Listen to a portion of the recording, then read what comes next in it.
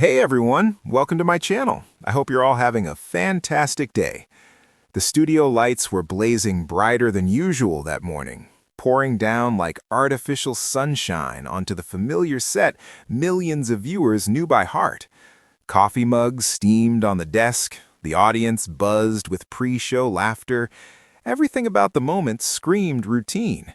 And yet, for Kelly Ripa, something was terribly wrong. She smiled as the cameras rolled, because that's what she had done for decades. She laughed on cue, nodded along, shuffled her notes. To anyone watching from home, it was just another lively episode of morning television. But beneath the polished hair and practiced grin, Kelly felt the world begin to tilt.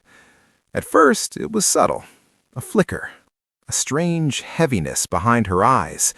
Then the floor seemed to shift. Kelly had powered through plenty of uncomfortable moments on air before. Wardrobe malfunctions, teleprompter freezes, even personal heartbreak. Live TV demanded resilience, and she had mastered it. But this was different. As her co-host spoke, Kelly felt an unexpected wave of dizziness wash over her. The words around her blurred, stretching like echoes down a long hallway. Her hands tightened around her cue cards, not out of nerves, but necessity. "Stay steady," she told herself. "Just breathe." Her heartbeat thundered in her ears, loud enough to drown out the studio applause. For a split second, she wondered if anyone could hear it, if the cameras could somehow capture the panic rising behind her calm expression. Viewers later replayed the clip again and again, noticing how her smile faded just slightly, how she paused longer than usual before speaking, how she reached for the desk as if grounding herself. But in that moment, Kelly Ripa felt frighteningly alone. Disorientation is a terrifying thing, especially when it strikes without warning. One moment you're present, alert, in control. The next, your own body feels like unfamiliar territory. Kelly tried to speak, but the words felt thick, heavy. She heard herself talking, yet it was as though someone else's voice was coming out of her mouth. "This can't be happening on live TV," she thought. 100 questions crashed through her mind at once. Was she about to faint? Was this something serious? Would she embarrass herself in front of millions? Worse than embarrassment, though, was the fear she didn't voice out loud. The fear every parent, partner, and professional woman knows all too well. What if something is wrong and I ignored it? Kelly Ripa wasn't new to pressure. She'd built her career on showing up day after day, rain or shine. She had balanced motherhood with early call times, grief with giggles, exhaustion with enthusiasm. There were mornings she'd hosted the show on barely any sleep, nights spent worrying about her children, weeks when life off-camera felt heavier than anything she shared on air. She had always pushed through, but as the dizziness lingered, Kelly realized something unsettling. This wasn't a moment she could simply laugh away. Off-camera, the control room sensed it. A producer leaned forward, eyes fixed on the monitors. Another whispered her name through an earpiece, asking softly if she was okay. Because that was her instinct, to reassure, to protect the show, to keep going. But inside, her body was sending a signal she could no longer ignore. Her vision narrowed, the edges darkening slightly, like a slow fade-out in an old film. She took a deeper breath than usual, hoping oxygen would fix whatever was happening. It didn't. When the cameras finally cut to commercial, the room changed instantly. Hands were on her shoulders, a chair was pulled closer, someone pressed cool water into her palm. Another voice, gentle but firm, suggested she sit down. Kelly exhaled, the tension spilling out of her like air from a punctured balloon. "I feel off," she admitted quietly. That single sentence carried more weight than she realized, because for someone who was always fine, always capable, always smiling, it was an admission she rarely allowed herself to make.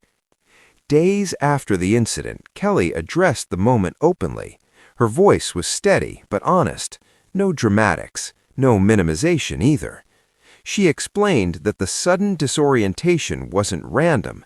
It was the result of something she had underestimated: severe dehydration, exhaustion, and pushing her body past its limits. Between early mornings, intense workouts, skipped meals, and not enough water, her system had quietly protested. And on live television, it finally said enough. "I didn't realize how depleted I was," she admitted quietly. "I thought I was doing everything right." The confession stunned many fans, not because it was shocking, but because it was so relatable. Kelly's revelation struck a nerve, especially among women watching from home. How many times had they felt dizzy, drained, or unwell, only to brush it aside? How often had they prioritized work, family, and expectations over their own warning signs? Kelly's scary on-air moment became more than a viral clip. It became a mirror. She spoke candidly about the culture of pushing through pain, of glorifying exhaustion, of mistaking self-neglect for discipline.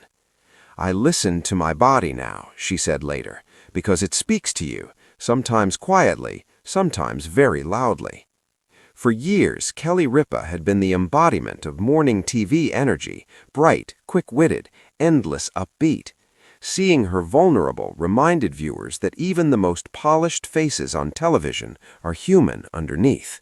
She wasn't weak for feeling disoriented. She wasn't dramatic for needing a pause. She wasn't failing for listening to her body.